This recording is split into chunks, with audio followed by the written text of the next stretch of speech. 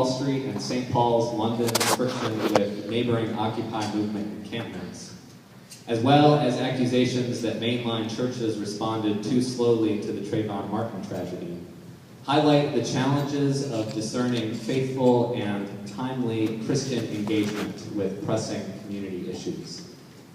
The immediacy of the 24-hour news cycle and the growing importance of social media increase the pressure on congregational leaders to help provide witness within these conversations. Through your engagement with the Occupy movement, what factors have you considered in making decisions about how to proceed? And how did you incorporate the perspectives of the various and many parish, diocesan, and community stakeholders whose opinions you are responsible to? That question is a little longer than the introduction than most of my papers. I'd like to start with a preamble that certainly there are congregations that respond too slowly to the immediacy of social events or political events. The disastrous killing in Florida, having lived in Florida, the Trayvon, we addressed that Sunday. There were hoods and classes on stand your ground and put a perspective word of stand down. The focus was on anti-gun legislation, that in that circumstance no one should have had a gun. And so some churches do respond immediately and quickly. On the economic issue, Trinity has been in conversation about the current crisis since just the early days of the subprime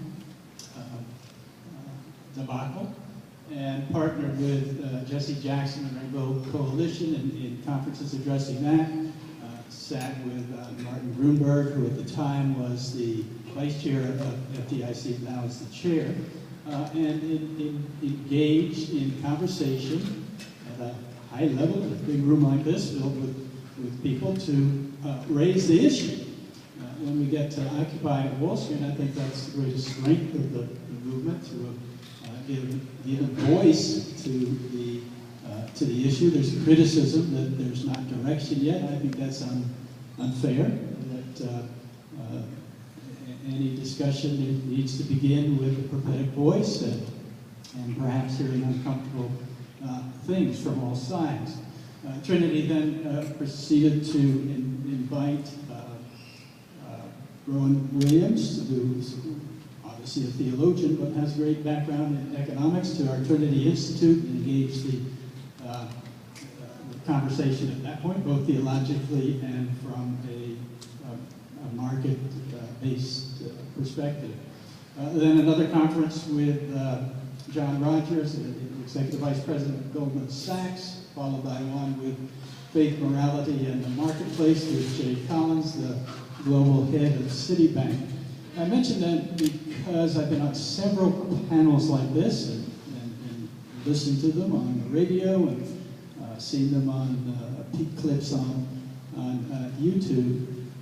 And rarely will you see the head of one of the major corporations being willing to expose himself or herself to this kind of a program. Try to invite and see what happens, and it's usually a no. Trinity has responded. We are not a bank, we're not a financial institution, we're a well-resourced parish, and become, in sessions like this, the lightning rod for the entire economy, all of the banking system and financials. Who else do you have to talk with? They will come to the room and sit here and be engaged. So Trinity was early on in this situation because it was a crisis, and it was obvious. Trinity is aligned with the themes of Occupy Wall Street, and has been for a decade or so. However, not in lockstep with a few tactics. I think in many cities there's former tactics. We'll yet to see come May 1st whether it's a continuing tactic in New York City. And that's the controversy over occupying private property and how you move through a conversation about that. Perhaps there's a time later in the program that would come up. So you start by discerning what in the world God is trying to accomplish, rather than who am I, what am I called to do. I think it begins with a collective discernment process for a parish community and our partners to discern what perhaps might God be wanting to accomplish in this world, and then to discern what particular tools we have, and we do not have all of them. Okay, so you didn't give me the cue on the time. No, that's the four. That's what? That's the four. Sorry, keep going. That's the what? That's the 4 minutes. So we're complete. You got another minute. I don't know that. Okay. So,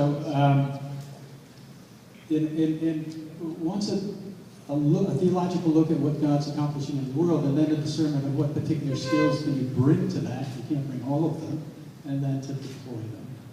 So that was what we've been about at Trinity for 8 to 10 years, to address the issues related to economic policies, but it's not the only policy.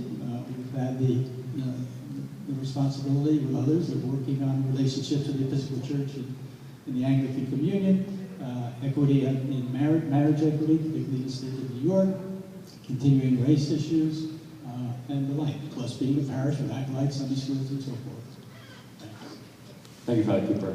It's helpful. I think one of the challenges in processing these sort of big name events is getting that bigger picture of the things that are going on that's not in the papers. And so I appreciate your filling out our understanding of the ways that Trinity has engaged this.